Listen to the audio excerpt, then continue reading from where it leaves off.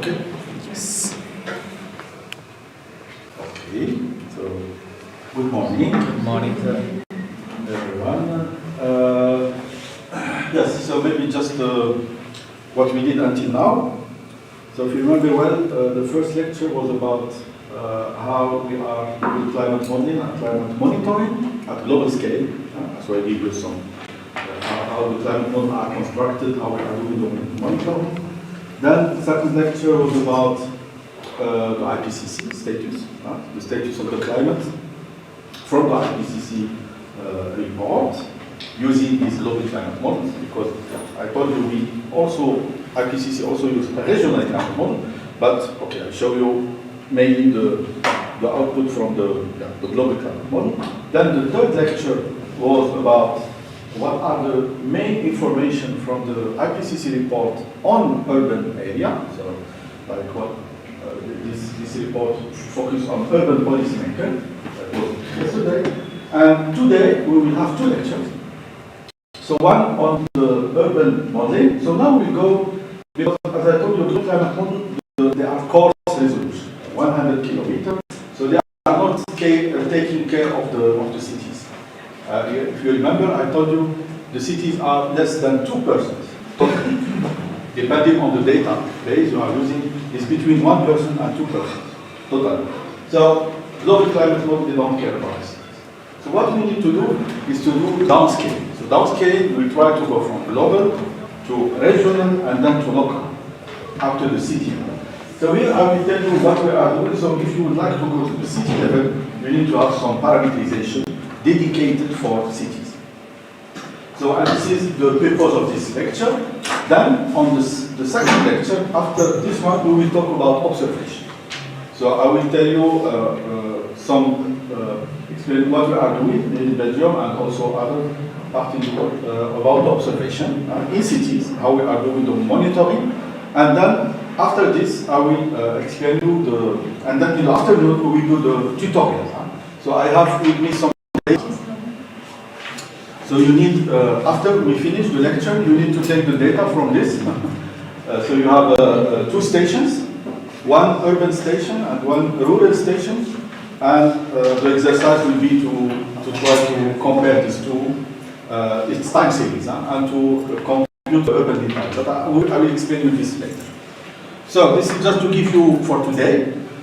So we will start with the urban modeling, then observation, and then do the tutorial. Okay, so urban modeling. Okay, so just this is a presentation. Okay, so remember what I told you? So this is what I already present you. Global climate model, they are running on Earth, they don't care about cities. So even now, with the sixth assessment cycle, you see that we are, IPCC is using regional climate model, high resolution model, but it's still 25 to 50 kilometers.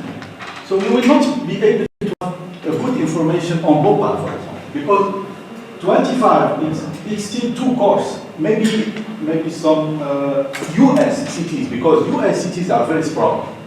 So they are lucky that the cities are very sprout, so they can have some grid points which cover city, but like Bhopal or European cities are very dense, okay, small. So this resolution is not enough, okay. And you see here all the process that has been added in this assessment report. But you see that it's still, we don't have urban mentioned here. So we have the land use, land cover, but the land physics, but in the land, only some global climate models have dedicated parameterization for cities. So the majority of all these global models, how they consider cities, I will come back to this. Yes. Okay. So the GCM, the global climate model, considers cities like this, like as rock. So they don't see.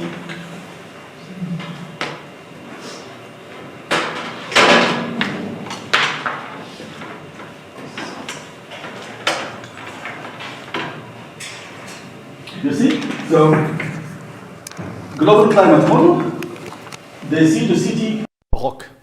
Why the city is quite complicated, so it's completely different. So you will not get information at this scale if you are using global climate model. So I will come back now to, okay.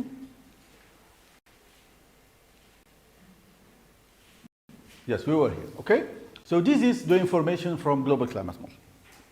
Okay, so now if we would like, I already showed you this slide, but I will explain it a bit more. So if what we are doing in Belgium, so this is Belgium here, London, Paris, this is the domain we are running at 4 kilometers, okay, over this domain. This is how our model sees the cities here. So we are running with 4 kilometers, we have this grid point, okay, and we have 46 level, 40, you remember I told you we need level, okay? And this is the time step. So for 1 day of simulation, you need to do this, it's an elementary calculation. So we have this calculation. Now, if you would like your model to is like this scale, you need to go to 10 meter resolution, at least, okay? Then if we do the same vertical level, 46, the time step should be very small because of the condition that I showed you, the first lecture. You remember the condition of the stability, not the model will crash. So you need this small time step. If you have a small step, you will do a lot of times the computer, so it takes time, okay? So the computer is much more faster. So we cannot run at this, the atmospheric model at this. I know there are other models like ENVIMET, okay, ENVIMET or other, this is CFD, Computing Fluid Dynamic Model, but the issue of these models, like CFD, they are running only on very small area. You cannot run ENVIMET, for example, on a big domain like this one. It's because it's so it's the scale is different. Okay, so we cannot do this. So what we do, we try to put the parameterization. You remember in the first lecture I told you we have the model, we make the grid of the model, but then we need to put all the physics into like parameterization because it's not resolved by the model. So this is so if we cannot go to this 10 meter, we need to put what is the impact of the cities in the model. So we need to know. So we know that, for example, here if you have building, the wind will be reduced. Okay, you have reduced wind speed. So we try to put this reduction of the wind speed in the model. Okay, like parameterization, because the model will not be at this scale. So we resolve each building. So we need to put this into the model. So this is the geometric, yes, here. We know also that we have a trapping of radiation, you know? So here, if in the night, I told you in the night you have a cooling, we have infrared radiation because the Earth is cooling. So this is red here, and if you are in a canyon, this long wave radiation will be kept, so they cannot escape. If you have a canyon, this radiation cannot escape. So they are reflected infinitely inside the canyon, which means that it will warm your canyon, okay, during the night. So this effect also from the shortwave radiation, also we have reflection here during the day. So all this should be, we should put this into the model.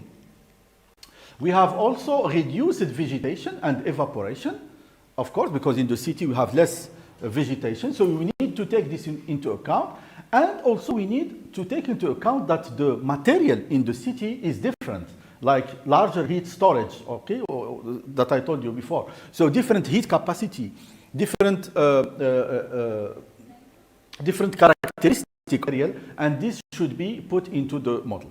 And what is unique, I told you last time, is the anthropogenic heat, and this you need to add it by hand to your model, because this is very important for, and if you remember well, the anthropogenic heat was number 2 in the warming for the city. First was the geometry, 3D geometry, and second parameter was the anthropogenic heat. So this is very important parameter, especially during the winter, for example, or also during the summer if you are using air conditioning. Air conditioning, a lot of heat will be released outside. This is really very important to take into account. Okay. So this I already showed you. This is how global climate model considers the city. So if someone asks you here, I would like to know what is happening for Bhopal, and you go to IPCC and you go to the CMIP6 output, which is stored. If you select the grid point near Bhopal, maybe this grid point is just like this. So there is no city. because the model don't consider the city. So what we need to do for this, if you would like to have information from for a city, you need to have this parameterization. Okay, I told you. So the one that we are using is based on this one, is from Météo France, Valérie Masson here. So it has been published in 2000, okay, in boundary layer meteorology. And this is very easy concept. So we consider the city like a canyon, okay? So like you have a roof, you have a wall, you have a road, and you have another wall here. So you have a canyon, okay? And then we try to resolve the energy balance. Do you know what is the energy balance? So it's like we try to resolve, for example, how the air here interact with the roof, okay? So we divide the roof into different layers, okay? And then we compute for this layer, and this layer, how the surface temperature change. I will not enter into details, but this is, so we need to compute for roof separately, for wall, and for road, and then we try to, what is the temperature in the canyon here, okay? This is how we are doing the parameterization. Okay, but then this scheme comes with a lot of input parameter that you need to provide. So for example, all the geometric parameters, like here, the fraction occupied by artificial material. We need also the fraction of building. What is, in your grid cell, what is the fraction of building and what is the fraction of non-building, okay? We need also, this is very important, the height of the building. What is the height of the building? It's really important input for the model. We need also the canyon aspect. So is your street narrow or is your street wide street? That's different, completely different for the radiation. Because if you have your street which is high, large, a lot of radiation can go. But if you have your street which is narrow, the radiation cannot reach the road. So it will be different process for the, so this is very important to have. Also, the radiative parameter, the roof,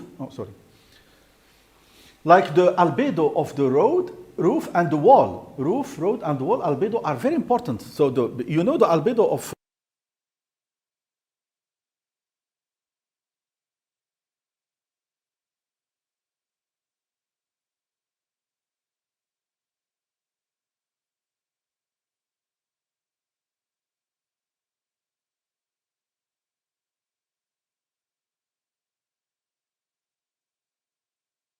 some mitigation option, and we will talk about this tomorrow and on Friday. Some mitigation option to reduce the heat stress is to have white roof, because this is the first thing that the radiation will hit. So if you have white roof, a lot of radiation will be reflected, and then the heat will be reduced, you see? So the roof, the albedo of the roof should be really very important parameter and should be as correct as possible. So it's best, if you would like to have a good simulation, to be sure that your albedo of the roof is correct. And then you have all the thermal parameter, as I told you here, the thickness of the layers that you are computing, the thermal conductivity, and also the heat capacity, which is also very important and yes, very important for the urban environment. Yes, so I will come back here before going. So you see, sometimes you need, so this is few parameters, because the model is, this parameterization is what we call medium complexity. It's not very complex, medium complex, okay?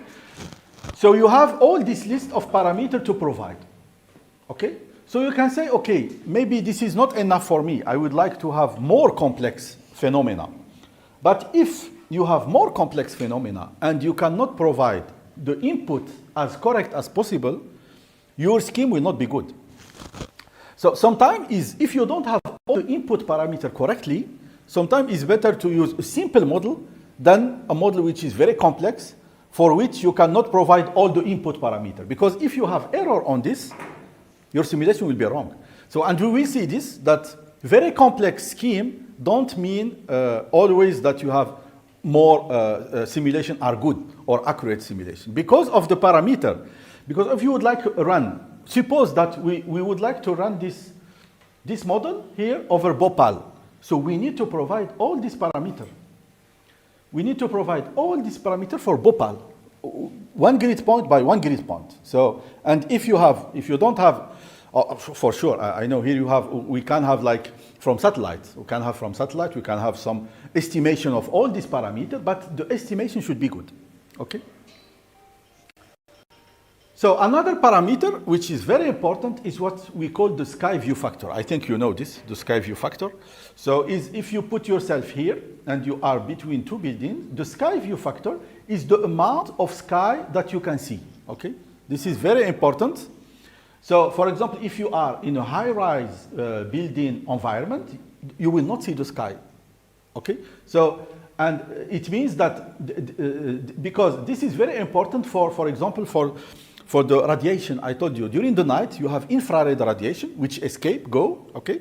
And if you are in this situation, the infrared radiation will just be trapped. We call this a trapping of radiation. They will be trapped in the canyon, inside. They cannot escape. So, and then they make your street warm, okay? But if you are in open, like here, rural, the sky view factor is 1 in a rural area. Because then it's really open, all the radiation can escape, you don't have any obstacle for the radiation. But if it's less, so you see the sky view factor is less. This is very important parameter. So this is how we compute in the model. You see that the height of the building and W is the width of the street, okay? So we use this parameterization to compute this sky view factor here. Okay, another parameter also important is the shading. And the shading is really, really important, especially for dry and arid and semi-arid area. The shading can be more beneficial for the cities than the evaporation, okay? Because you have also all problem of water, from where you can get the water to irrigate. So that's why arid and semi-arid cities mainly work on the shading. So because then you could really have reduce the heat stress. So if you are here, okay, and then depending on the zenithal angle of the sun, so the amount of radiation that reach the road is different. You see, if you are here or if you are here, the amount will be different. So we need to take this into account. So the shading. So we are using this equation here to see how much of the radiation will reach the road and will reach the wall. But you see here for the roof. For the roof, it's the same because you don't have because it's the roof. Okay, it's clear. And the other one, which is also important, I told you this is unique for cities, is the anthropogenic heat. So what we are assuming in this model is that the domestic heating we are doing during the winter, for example, in Europe. But here, I think you are not using domestic heating because you don't have a problem of heating. But in Europe, for example, we have a heating, and we assume that the internal temperature is constant 19. So we assume that the temperature in the room is 19. And then if you are during the winter, then you have a difference between here and outside. And then you will have like a heat that will be released. So this is how to mimic the domestic heating. But of course, you need to input all the traffic, the industry, so the heat in terms of sensible and latent heat flux. Do you know what is sensible and what is latent? Of course, yes. Okay, so you need to input all this to your model.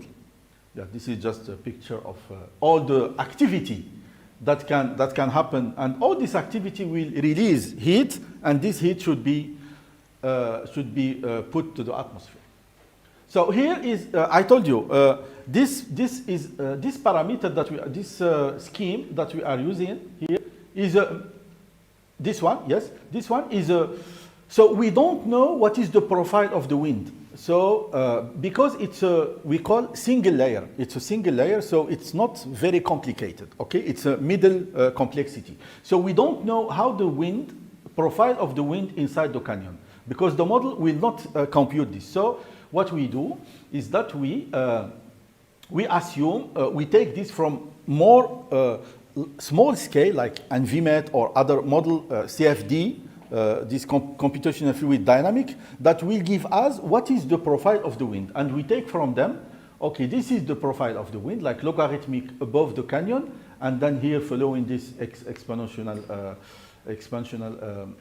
curve, okay, and then, okay, we take this and then we put it in our model. So then we can compute the canopy, the wind at the canopy with this equation following some parameters. I will not enter into detail. This is just to tell you that because our model is not very sophisticated, the model cannot give us what is the profile of the wind. So we need to put it ourselves, the profile of the wind, following some information from a very small scale model. Now I will go to the evaluation. See? So this model has been evaluated for a lot of cities. You can see here over Canada, Africa, but I think it has not been evaluated over India. So I have used this model over China, but so maybe if we have collaboration more, we can try to evaluate this model here over Bhopal or Mumbai or other cities. So if you have observation, that's why I told you observation is very, very important. So you need to have observation in order to validate, to evaluate. So we don't validate a model, but we just evaluate, because there is no validation of model. You need to evaluate your model and you need to improve it. Okay? So first, we run this model over Marseille. So this is Marseille in France, the south of France. And this is from the observation. So this black here, this dot here are the observation. And this curve is the model. So this is the time, 0, 23. So this is an average for 5 or 6 days during the summer. Okay? And this is how the model, and this is the temperature in the canyon. So it's the temperature in this, okay? So that's why I told you we need observation. If you don't have observation, you cannot see that the model, for example, you see here the first version of this model, the model is overestimating a lot the temperature. So we have a lot of heat, which is in the canyon, which is not correct. So we need to improve the model. So this is what we do, is that we add some convection. So we add some convection, if you want, that will, some ventilation of this heat. Then this ventilation will, all this heat will be mixed with the above. And then we can reduce, this is the new version here. You see that we reduce this overestimation of the model. That's why I told you, without observation, is really, we will not be able to evaluate our model.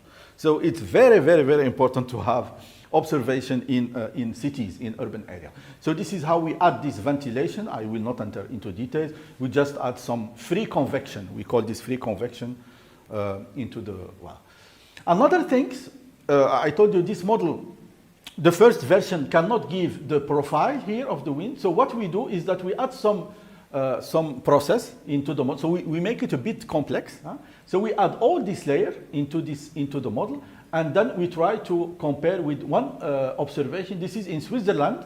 So there was this tower. So they put this tower here in the street canyon. You can see it here, and we have different level, F, E, D, C, B. So all here we have observation of wind, the temperature, all the parameter. And what we do is that we use this level as forcing. Okay, so this is, we force our model with the observation here, and then we try to see how the model can reproduce the other levels. So this is what we put here. So this here, it's because we force the model with this observation. And so the black here is the model, and then this line here are the observation with the standard deviation. So you can see that when we add a bit of complexity, we could reproduce the profile correctly of the wind. So sometimes you need observation. It depends on your application. Sometimes you need observation, only one level. Sometimes if you are interested by the profile, you need to have such type of observation. But this is very difficult to maintain, and it's more difficult than just having observation at the canyon. So now I will tell you what we did in the past. We evaluate this model with a lot of models that exist. So there is in the literature a lot of models, more than 30 models that try to simulate the urban. Okay, and they are very different with different complexity. So, for example, let's take the vegetation. So you have some models that don't consider the vegetation at all. So they consider the city as just street. So they don't have vegetation. This is very, very simplest model. You can have also models which we call this separate tile. So they consider in the city you have one tile, so 1% of urban and 1% of vegetation. But the vegetation did not interact with the city. It means that the vegetation is like it was in a rural environment. So there is no interaction. And you have one which is more complicated. The integrated, so here you see that the vegetation is within the city. So the vegetation will fill the urban heat island. So it's different because then you know that in the city you have vegetation. If you put your vegetation in a city, you have urban heat island. So urban heat island is more warm, so it will affect the evaporation. So it's different. Okay. We have also, for example, yes, we can check this. You have, for example, some model which we call this bulk model. The bulk model is this model. I show you, this is bulk model that I show you in the beginning. Well, voilà, this is, no, sorry. Yes, this is bulk model. Bulk model means we don't change anything, we just change the parameter of the surface. We say, okay, we consider the city as rock, we will just change the albedo, a little bit of the emissivity, a little bit of, this is bulk model, okay? Yeah, so this is bulk model, like I show you. Then you have some model which consider the canyon, like the model I just showed you. So we consider the canyon, but without orientation. So we don't simulate the orientation of one street, okay? Because it can be different. We suppose that we have an average over all the orientation are possible, okay? And then you have some model which is more complicated, which take into account the orientation. So you can say, I would like to simulate this street with this orientation. You put it as input, okay? And then you have more complicated is this type. So you have the roof, the wall, the road with orientation and intersection. You can also have intersection of the, so that's more complicated than this. Okay, so we have different type, what I can maybe also here, air temperature, so this is, what is it? Yes, here for example for the anthropogenic heat. Yes, you have some model which don't consider anthropogenic heat. And you have here which don't consider vegetation. So it's different complexity and yes, here for example, that's easy to understand. For the reflectance, reflection. So you have some model which consider only single reflection, because if you have radiation going to the canyon, you can have, normally you have different reflection, but some model consider only one reflection, some model consider multiple reflection, but some model consider infinite reflection. In our model, we consider infinite because then it's more close to the reality. So you see different type of parameterizing, and what we wanted to do is to, this is the list of the papers, of the models that participate. You see here? So our model is this one and this one, different version. But you see here, all the models, you have some models from Japan, you have from different type of models here. And so different, the name. And what we wanted to do is to compare. Is complex model better than simple model or not? So this was the question. Yes? The fixed one is this one. TEB and TEB, these two. Yes. So, Surfax is, so TEB is the urban part of Surfax. So in Surfax we have the TEB, we have the vegetation, and we have also lake, and we have ocean. And for every tile we have a dedicated scheme. So for the city is TEB. And for the vegetation, ISBA, we have also for lake, we have F lake. So that's why it will be really good to run it over, because we have the lake here, so to test the impact. So this is the Surfax here, these two. So so we make this exercise in 2010. We wanted to know what is is more complex model always better? You will see that it's not the case. So in the first, so we did this comparison with different stage. Okay, so in stage 1, the coordinator of this project just give us the forcing data and the site. Okay, just the forcing data. So this is what we got as input. So only the parameter that we need to force the model, and then the latitude and longitude, and here the measurement height. So we run our model, means that we will run the model with default parameter. So because we don't have the parameter. So we run with this, we call it stage 1. In stage 2, the coordinator gives us the fraction of pervious and impervious. So now we start to know in your grid point what is the percentage of pervious and what is the percentage of vegetation, natural, okay? So we start to have this information. In stage 3, we have more information, like, look here, so we have the height of the building here, we have like the 3D geometry we have also here also the fraction of building, of concrete, of road, vegetation. So we have more parameter to run. And in stage 4, so the last stage, we got even the material characteristics. So all the parameters like the heat capacity, the thermal conductivity, and all the parameters also here, you see like for the heat capacity, for the roof, for the wall, so everything. So we got all the input parameters that we need. And the idea was to see is more complex, more correct, but it was not the case. So from this exercise, we could extract what are the dominant physical processes in the urban environment that every model needs to be able to simulate. So what are the processes which are the most important? So if we would like to run a model over Bhopal here, what are the most important parameters that you need to take into account? So the first one was that you need to take into account the change to the bulk albedo of the surface that result from building material. This is what I told you. The fact that you have a roof with different albedo, this is very, very important. So your model should take into account this, very important. The second process, which is very important, is the shortwave trapping from the canyon geometry.